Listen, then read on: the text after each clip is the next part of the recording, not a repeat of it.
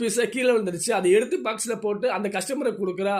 இதெல்லாம் என்கிட்ட வீடியோ இருக்கு அப்படின்னு சொல்றான். இந்த பீஸா டெலிவரி பண்ண வந்த லேடி சொல்றாங்க, சார் தெரியாம ஒரு தவறு நடந்துருச்சு. கீழே இருந்து பீஸா நான் கொண்டு போனேன்னா என்கிட்ட பணம் கேட்பாங்க. நான் ரொம்ப கஷ்டமான குடும்பத்துல இருக்கேன் சார் அப்படின்னு சொல்ல, இவரு ஓகே நான் எதுவும் சொல்ல மாட்டேன், ஆனா அவர் கொடுத்த 500 ரூபாய் என்கிட்ட கொடு அப்படின்னு சொல்றாங்க. இந்த லேடி சொல்றாங்க, அந்த பணத்தை நாங்க கொடுக்கணும் சார் அப்படின்னு சொல்ல, இப்ப நீ இந்த பணம் தரலைன்னா அந்த வீடியோவை நான் அவருக்கு காட்டுவோம் அப்படின்னு சொல்லி பையன் காட்டுறாரு. இவனு சரி அப்படின்னு சொல்லிட்டு அந்த பணத்தை கொடுத்துட்டு கிளம்புறாங்க. அந்த நேரத்துல யாருக்கு பீஸா டெலிவரி பண்ண வந்தாங்களோ அந்த நபர் இந்த விஷயத்தெல்லாம் கேட்டு டக்குன்னு வந்து, நீ அந்த டெலிவரி பண்ணிக்கிட்ட பணத்தை வாங்கினா அந்த பணத்தை கூட அப்படின்னு சொல்ல, இந்த நபர் சொல்றாங்க, உங்களுக்கு கொண்டு வந்த பீஸா கீழே வந்துருச்சு சார், அது எங்ககிட்ட வீடியோ இருக்குங்க பாருங்க அப்படின்னு சொல்ல, இந்த கஸ்டமர் சொல்றாங்க, எனக்கு அந்த விஷயம்லாம் தெரியும், நான் உட்கார்ந்து இருந்தேன், இன்னுமா பீஸா வரல அப்படின்னு சொல்லி சிசிடிவி கேமரா ஆன் பண்ணி பார்த்தேன். நீ அவகிட்ட பேசிட்டு 500 ரூபாய் வாங்கினது எனக்கு தெரியும். உன்னை பார்த்தா பெரிய குடும்பத்துல இருந்து வந்த மாதிரி தெரியுது.